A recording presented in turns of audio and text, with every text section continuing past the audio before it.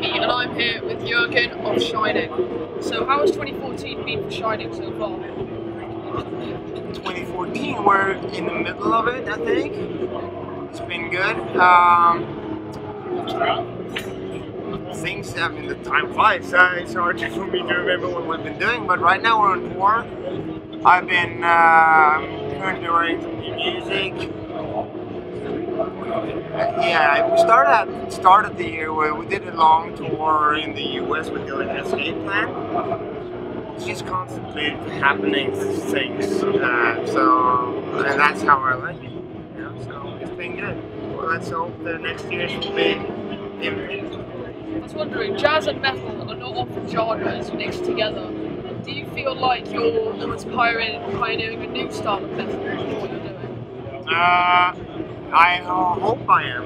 And you're right that jazz and metal are not styles that are very often mixed together. So we might be, but I think time will tell, and we'll see that in 10 years if it's something that kind of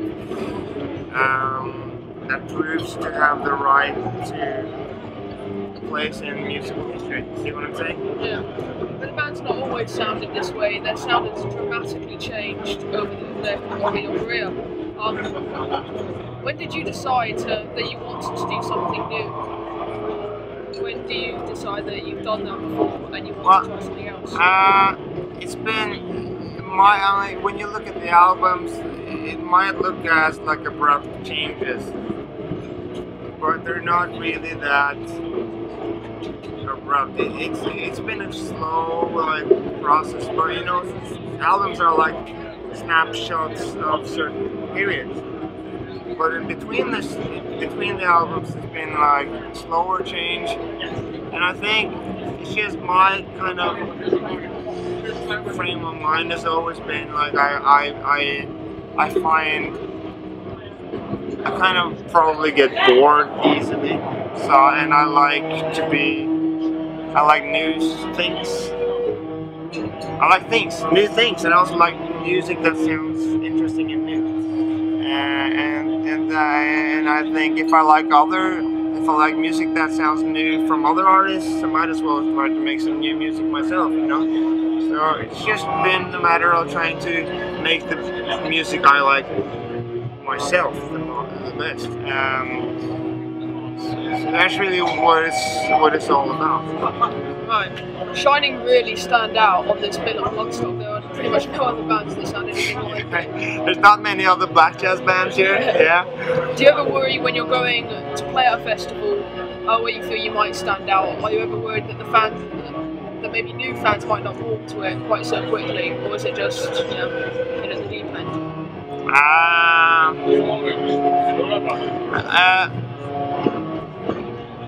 From experience, I've seen that our music and our live shows go well with a lot of different audiences, a lot of different festivals. We play jazz festivals. We play straight up mainstream festivals. And we also play straight up metal festivals like here today. And it always works good. So I must admit, I have worried a bit a few times, but I've learned that there's no need to worry. So I didn't worry today, and I'm probably not going to worry. You know, it's just I know it's going to work out, and I think it worked out great. Yeah. Well, in your set, towards the end of it, you did a cover of 21st Century Schizoid Man. I personally see a lot of similarities between King Crimson and Shining. Do you think you wear your influences on your sleeves, or do you think that you're doing something completely different? I mean, there are some influences that are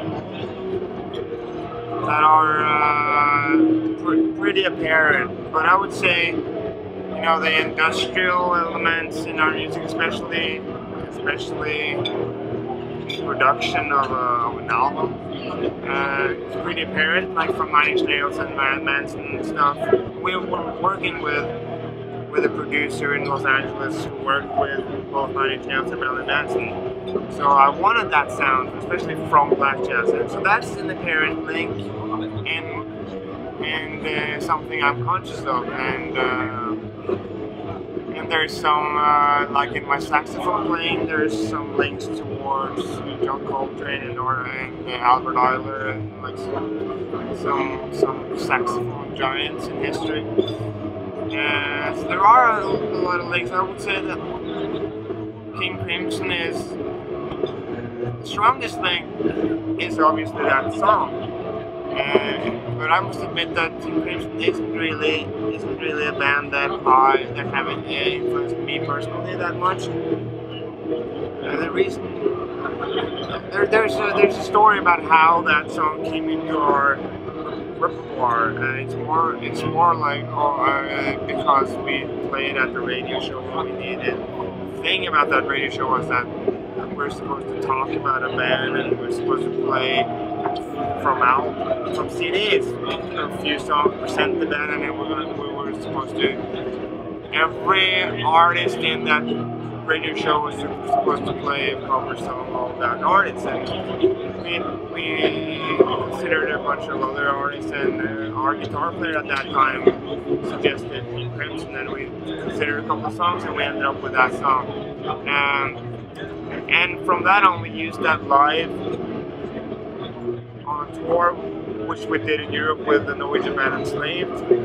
Then at the end of that tour, towards the end of the tour, they started coming up on stage doing that song with us. And it's been slowly developing thing. And when we were about to record Black Jazz, we felt that we might as well just try to record that song. And we did, and we felt that it sounded a bit too much like old school retro blues rock.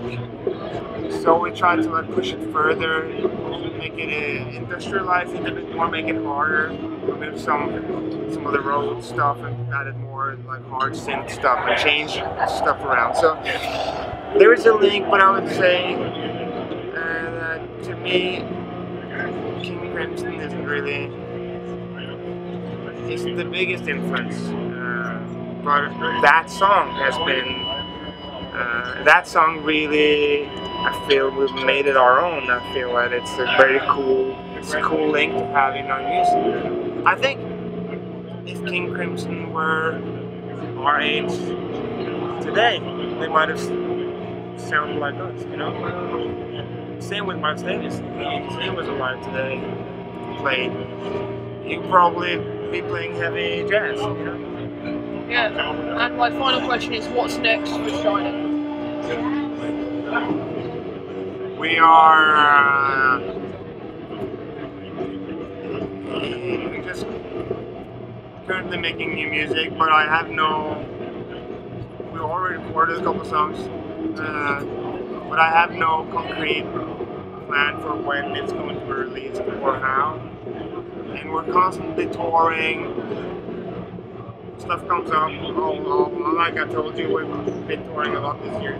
So right now, and I like it that way. I like being active, and I also like to just start creating music before you have a definite plan about how to release it. So I don't know. I just know that there's a lot of stuff to do, and there's a lot of. We're doing a tour in Norway, a month tour in September. After this tour, I'm going back to Los Angeles, where I live for a couple of months, and work on new music. And after that, I don't know. Thank you very much for doing this. Thank you.